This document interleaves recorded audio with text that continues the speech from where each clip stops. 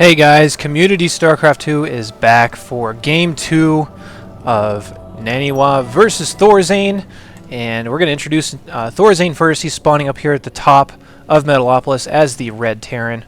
He's going to be fighting Naniwa, who's from the team Dignitas. He is on the right side of Metalopolis.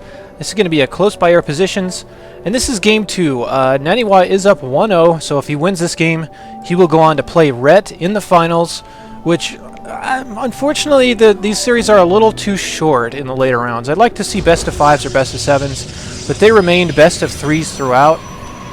I'm not sure if they had any special rules on playing the same person twice if you come out of losers bracket to face them again, but they were all best of 3, the most I saw. So I believe they're all best of 3s. In any case, ThorZain is I still really think that Terran versus Protoss is his best matchup. We saw a decent game from him last time, but I think he's still a little worn out from that Ret series, considering he got outplayed so badly in that. And then coming into this, he's got to be just a little discouraged, or at least I would, after getting really my clock cleaned against Ret. But getting into this game, see very normal stuff coming down from both of these players. Naniwa rallying a probe to the gas. He's probably going to use that to drop it as soon as he gets there. Yes. So you can see just the slightest little adjustments. And if you guys want to learn something at home really quickly, if you can ever send a probe that's fresh out of your nexus to do something, it's actually better to do that instead of pulling one off your line, because these workers are all established well on their mineral patches, and if you pull one off, you might risk another probe being interested in that mineral patch and drifting from one to the other. So it seems arbitrary, but it can make a difference. What's also weird is that neither one of these players has actually scouted yet. So Naniwa finally scouting on 17. ThorZain is going to be leaving at the exact same time. And these two are going to cross each other's paths. So we can see both of them lining up. We'll see on Naniwa's vision. He sees them crossing. So both of them have not scouted up until now. And they both go immediately to the close by air position, because I did get confirmation that this is on the MLG version of Metalopolis, in which you cannot spawn in close positions. At least I'm pretty sure. That's what it says in the replay description. So I was also hearing complaints about close positions in this tournament too, so I'm not really sure what to make of that. Anyway, ThorZain's SCV is still hanging out over here, just getting basic scouting information. ThorZain did start his command center off of that one barracks. Gasless expand once again. It's a very aggressive expansion. And Naniwa is again going for that one gateway expansion at about 20 supply, which is a build that kind of got popularized by Huck, but I'm not sure if Naniwa actually took that build from Huck or if he just made his own and they happen to be basically the same thing. But it's a very aggressive, very economic, cheesy kind of Protoss build, almost as cheesy as Nexus First, which you could never get away with on this size of map. But these pros really like their macro games. It really does show who's the better player overall. And these players are so experienced that eventually you're going to get to a point where any sort of all-ins or cheeses or early pushes like that will be defended because they're so good. And they'll just keep going and going and going and holding that kind of stuff off until they get to a maxed army and can just walk in your base and kill you. But Naniwa is going to be scouting with his Stalker, and the bunker is already done for ThorZain, so those Marines are not going to take any initial damage. The probe's going to come up here and see what's going on. I'm actually interested to see his reactions on this probe. And ooh, he almost got that away. Naniwa is known for his incredible reactions on those kinds of things. I would not have been surprised at all to see him get close to the bunker, take all the 4 shots from those Marines, and then back off, not taking any additional damage. But he did die, unfortunately. He is going to re-scout with another probe to see what's going on in there, so he does not want to be left in the dark. He should get a good idea of the unit counts by just knowing that there's only one filled bunker and nothing else standing behind it. I don't think that many players are that conscious to hold units back just to try and trick their opponent. Here's a proxy pylon coming down here from Naniwa, and off of this 3 gateways, it looks like he wants to pressure a little bit, which I really agree with, considering ThorZain's only going to have 1 Marauder on the field by the time this pressure arrives. So if ThorZain isn't careful, he could be eliminated right here. He needs to really be careful and hold this off well. We will see what's going on. This Marine's actually checking around for proxy pylons, but he does not check in the one spot that it actually is located. But as the Marauders grow, the less and less potent this push is going to be from Naniwa, so I feel like he's missing a little bit of a timing window right now. Look at this probe being annoying in here, softening up a couple of SCVs, and it finally dies. After placing a pylon and distracting him while his forces move up in the front, Here comes Naniwa, and he's going to be fighting the bunker. The bunker is going to fall as the units jump out of the bunker. Zealots are coming up here, tanking a lot of damage, killing a couple of workers. There's a mule in the middle of the mix, not doing very much. The Stalkers have now overrun these Marauders. There's no Marauders on the field, but they cannot afford to engage SCVs and Marines. Another Marauder is here, which actually should put an end to this. Naniwa's getting caught a little bit too far in, and he does lose one Stalker, but he is denying a lot of mining here. A couple more Zealots do rally. Naniwa's pressure is officially underway as ThorZain is back into his base, having to pull SCVs once again. This could be it. ThorZain could be eliminated, and it could be a Naniwa Ret final after Naniwa could take the series 2-0, but there's still a lot to be played here if you're a fan of ThorZain. He's now throwing down another bunker, and if this bunker gets up, he should be fine from the rest of his pressure. Another warp-in back in Naniwa's base. There's really nothing going on. Another gateway is being dropped. The SCVs now come down. There's a lot of red SCVs. He does lose a whole bunch. The Marauders now push back in. More SCVs are rallying. These Stalkers are doing so much damage and such great control out of Naniwa right now. These Marauders actually don't have slow, which is really hurting them as well. You don't see any upgrades coming down here out of these barracks except for the shields. Stim is now done though, and I think ThorZain is waiting for a good time to reserve it for that. So we'll see if he actually does Stim, catching Naniwa unaware. He's hurting this command center quite a bit, so I think ThorZain needs to dump this bunker, Stim, and get in there as fast as possible, and attack from the bottom so he can cancel this out. So he is kind of poking just a little bit. Command center is getting pretty low, but repairs are there to prevent that. ThorZain still does not want to reveal that he has that Stim, but one quick Stim could put an end to this if he decides to do that. But he's just biding his time, waiting. There's the Stim right now, as the Zealots are just chopping up these Marines. It's really, really bad timing to Stim, as you just had all those Marines exposed to those Zealots. But nevertheless, he does hold it off for just the time being. In terms of workers lost, he's lost 25 workers right now.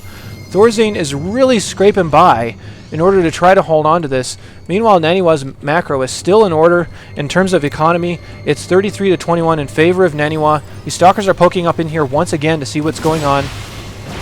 The Marauders come down. They are trying to push this away the best they can, trying to get these Zealots into a choke. Nice focus firing on the Zealots to get them down. There is a Zealot in the back that's trying to kill this bunker, awkwardly interrupting the repairing, at least in terms of surface area. Naniwa loses a lot of Stalkers there, though, so he needs to be a little careful. Another pretty large warp in here, another pylon, and my computer is like having the burps from this game being so incredibly amazing between these two players so far. I actually can't believe ThorZain is still in this. He's lost so many units. You can see a force build on the ramp. The Zealots do press in here. They press in here pretty hard. This is really close. ThorZain's rallying more units down to the ramp. See if he can hold this off. The bunker's being repaired very, very well, actually, to push this away. So ThorZain is slowly creeping back into this game, only because he's able to hold this bunker. More Zealots are now being rallied. ThorZain is now on just these 3 barracks. There is a Ghost Academy done, though, so if he can possibly land an EMP on this army, if he can find somewhere in the production to be able to get that done, that will really, really help him. An EMP and then a Stim up will put an end to this, so he really needs to get a Ghost out if he can find a way to afford that. More weapons from Naniwa right on his front door, and these Marauders are all getting really, really low. Another push in here with these Zealots. Good choke here. You can see none of these Zealots are really doing much, but another huge, huge battle. The 2 Marauders inside the bunker are in the red, so it's really good unit management. And I can't believe this, but ThorZain may actually push this off. Naniwa just kind of ran out of units there, and in terms of supply, ThorZain is actually showing a small lead. So Naniwa just running into chokes, and ThorZain just gutting that out. I cannot believe he is still alive. Here comes the factory finally out of ThorZain. We're now 12 minutes into the game, and both of them are just still barely on 2 bases with no real tech behind it. Naniwa eventually did get up to 6 gateways during all that, and ThorZain is going to try to come down and kill these pylons. Naniwa has plenty of auxiliary pylons, so he's not going to get himself supply blocked. There's still a sneaky probe hanging around over here, and there's an SCV actually scouting around to see if he can find that. I'm sure he didn't see that.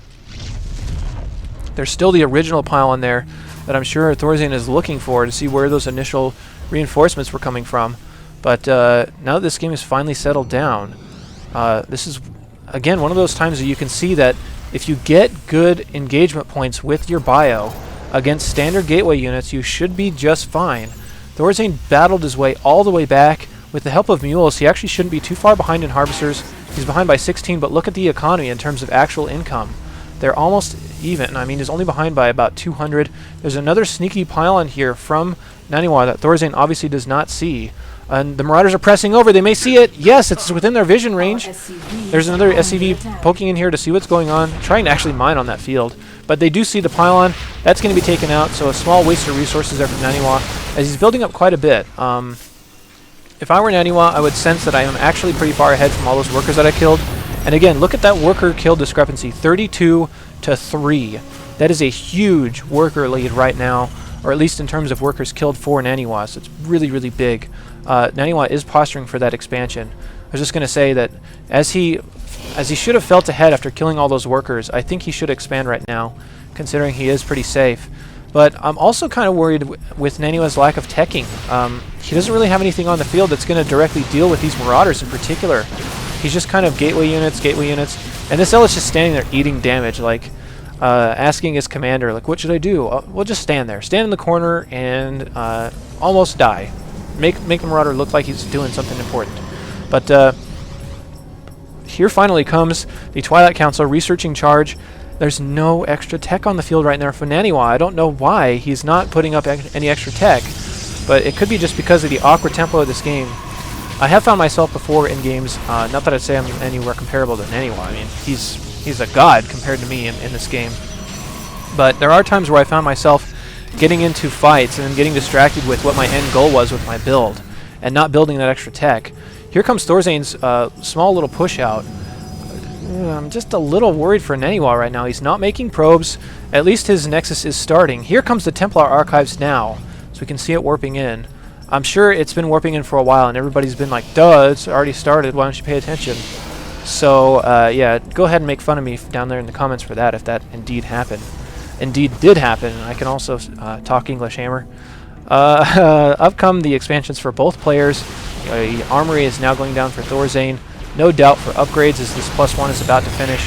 Factory explodes, and look at all the pieces bounce off. I love the StarCraft physics engine. It makes the game a lot more interesting to watch in some circumstances. Templar is now coming up. I don't know why Naniwa is skipping so many probes. Like, he has not made probes for the longest time. If you take a look at the income, ThorZain's actually in the lead of workers right now. So, yeah, I think Naniwa just got a little stuck in terms of what his next stage of responses was going to be. Or he could have been just a little worried with the fact that he lost that battle. There's a small battle coming up here. Nice force fields to cut off these units right here, and the Zealots can press up here and really chop up those Marauders. I would throw down a couple of defensive force fields before he retreated. But here comes another push-up. You can see ThorZain's really nice micro to kill these Zealots without taking any unnecessary damage. Force fields do make these Marauders kind of run around a little bit, and he does lose one. But more back and forth between these two forces.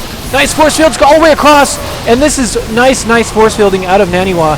There are a bunch of Zealots can't do anything. Big feedbacks on top of the medevacs. Naniwa is playing a very, very nice battle right here. ThorZain has to retreat. So you can see he's not getting any reinforcements. They're all just kind of pooling up back at his base. Ghosts are finally now out. Naniwa feels confident enough to try and follow that army, or never mind, I guess he doesn't. He's just going to stop halfway and turn back around. A couple more gateways are coming up here for an interesting little choke point that he's made. I'm not sure that that really favors him all that much.